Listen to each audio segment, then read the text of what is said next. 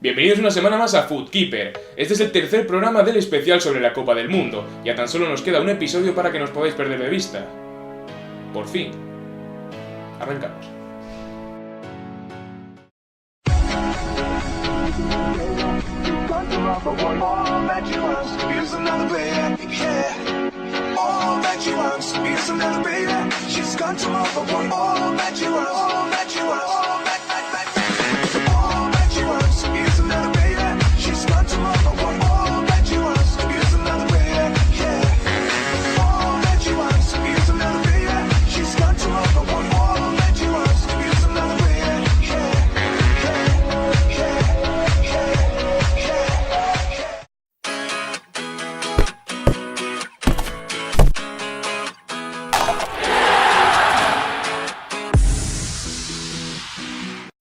Toca retroceder hasta los años 80 para recordar una selección que hizo disfrutar a media Europa con su fútbol vistoso. Hablemos de Yugoslavia. Octubre de 1987. Una joven selección yugoslava plagada de jóvenes estrellas y entrenada por Mirko Josic pisaba tierras chilenas con el fin de conquistar un torneo donde Alemania Federal partía como favorita. En ese instante, nombres reconocidos como Šuker o Mijatović eran totalmente irrelevantes fuera del país. La primera fase se presentó ante ellos sin muchas dificultades, tras haber quedado encuadrada en un mismo grupo junto a Chile, Togo y Australia. Fue un paseo militar, valga la redundancia, de un equipo en el que todo el protagonismo se lo llevaban futbolistas croatas y montenegrinos, mientras que los serbios eran minoría. Pero para hacer historia, todo protagonista debe tener su antagonista, y en este caso fueron tres: Brasil, Alemania Democrática y Alemania Federal. Como si de un videojuego se tratase, cada rival era más complicado hasta llegar a la última prueba. Tras una prórroga y una tanda de penaltis, tres croatas, un montenegrino y un serbio lograron un pleno en aciertos y dieron a Yugoslavia su único título internacional de la historia. Tan solo 3 años más tarde, Italia cogía el que la poste sería el último mundial de una Yugoslavia completa. La historia dictó revancha y les juntó en el mismo grupo con Alemania Federal, pero la dificultad se había incrementado y esta vez los teutones se impusieron de forma severa por 4-1. Aún así, los yugoslavos avanzaron ronda y eliminaron a España en la prórroga. Pero por desgracia la suerte no estaría de su lado ante la Argentina de Maradona. 3 errores en la tanda de penaltis condenaron al equipo de Ivica Osim y evitaron la reedición de la final de Chile 87. Aquella Yugoslavia era un conjunto de jugadores que significaron una revolución en el fútbol de selecciones, poseedores de un gran descaro y de una irreverencia propias de la juventud, pero siempre adornadas de una calidad a nivel técnico muy visible en unos años en los que en Europa tan solo Holanda parecía apostar por el buen fútbol. La calidad técnica del joven Prosinecki o el hambre de gol de Pancev convirtieron a esta Yugoslavia en una selección extraordinariamente especial. Pero políticamente Yugoslavia era un volcán activo y un partido entre Dinamo de Zagreb y Estrella Roja de Belgrado iniciaría la erupción de la conocida Yugoslavia. Los choques entre ultras de ambos equipos y la famosa agresión de Boban a un policía pasarán a la historia como el otro desencadenante de la Guerra de los Balcanes. El 16 de mayo de 1991 quedó marcado en el calendario como la última vez que los yugoslavos jugaron un partido oficial con futbolistas croatas en sus filas. Los Prosinecki, Boban, Šuker o Josic se clasificarían por primera vez para el Mundial en 1998, acabando terceros, mientras que Yugoslavia, que para entonces ya era solamente Serbia, Kosovo y Montenegro, no superaría los octavos de final.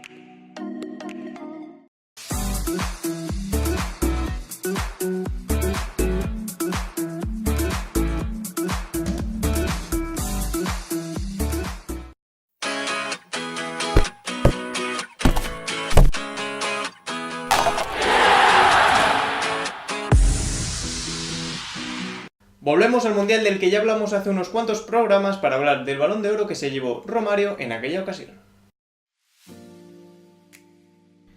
Retroceder hasta 1994 significa volver a la temporada en la que quizás la carrera del futbolista brasileño tocaba su punto más álgido. Acumuló varios trofeos vistiendo la elástica azulgrana, entre los que figuran la Liga y la Supercopa de España, y donde además logró el extinto FIFA World Player. La selección canariña siempre parte con cierto favoritismo cuando se trata de participar en un mundial. El grupo con el que se encontraban estaba formado por Suecia, Rusia y Camerún. Con 2 victorias y un empate de arranque donde Romario logró anotar en los 3 encuentros, Brasil alcanzaría los octavos de final como primera de su cuadro. En San Francisco aguardaba la anfitriona, Estados Unidos. Aquel partido se decidió en el tramo final cuando Bebeto logró perforar la meta norteamericana. A partir de ese momento, los cariocas serían el único equipo no europeo en alcanzar los cuartos de final y Romario sería el elemento distintivo para lograr el cuarto trofeo mundial. En cuartos de final se medirían las fuerzas con la Holanda de Koeman, De Boer, Rijkaard o Bergkamp y que pusieron en apuros a la selección amarilla. Primero golpearía a Romario para después tener que remontar un 1-2 y para que finalmente Branco acabase dando el partido a los suyos. Y de nuevo en semifinales Suecia, a la que Romario le tenía especial ganas tras el partido de la fase de grupos. Suyo fue el único tanto del encuentro en el minuto 80 que garantizaba el acceso a la gran final y que sería el último del torneo para su selección. Brasil e Italia, o lo que es lo mismo, los dos conjuntos nacionales con más títulos mundiales se daban cita en Los Ángeles. Un decepcionante encuentro se marcharía a los penaltis, siendo la única final en la historia que se decidiese así hasta el momento.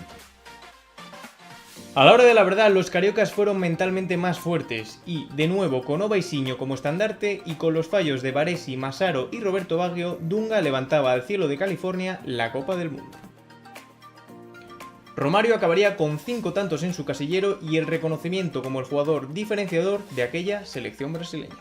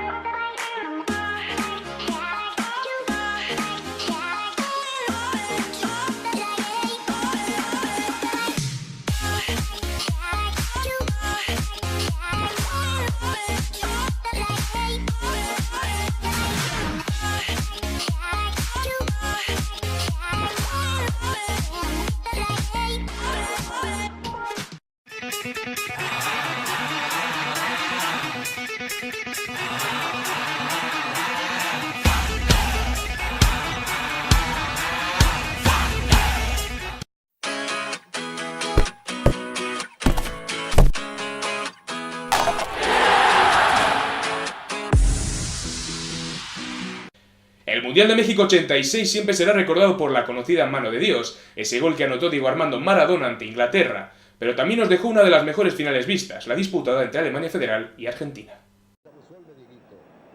El Estadio Azteca de México acogió una de las mejores finales de la Copa del Mundo recordadas hasta la fecha, un encuentro que encumbró a lo más alto del fútbol a la Argentina de Bilardo y Maradona, logrando someter a la Alemania Federal de Rummenigge, Rudi Völler, Felix Magath, Andreas Brehme y un joven Lothar Matthaus.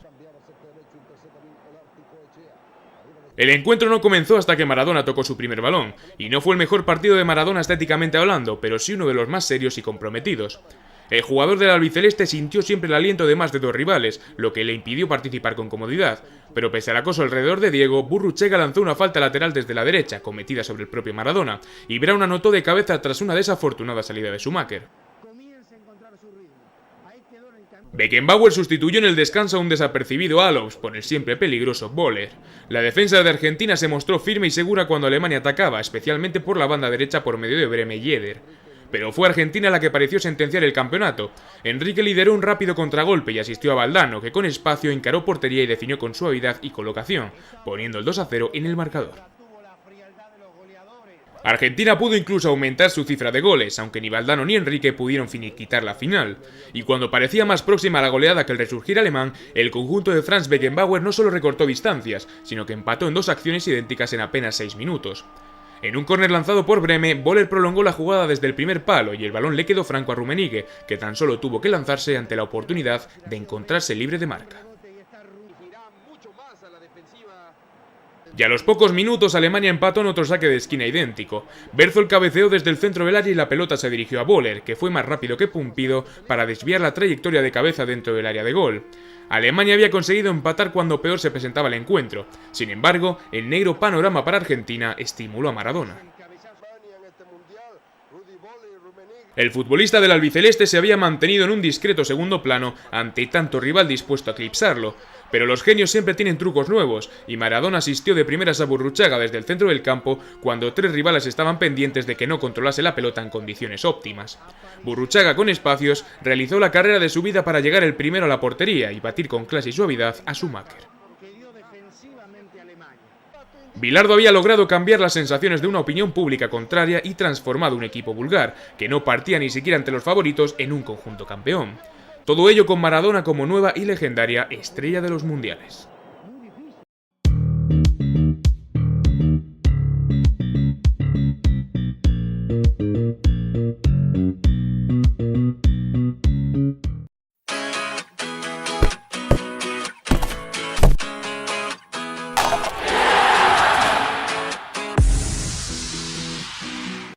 Todos recordamos aquel 7-1 que le endosó Alemania a Brasil, pero ¿sabrías decir cuáles son las mayores goleadas de la historia de los mundiales?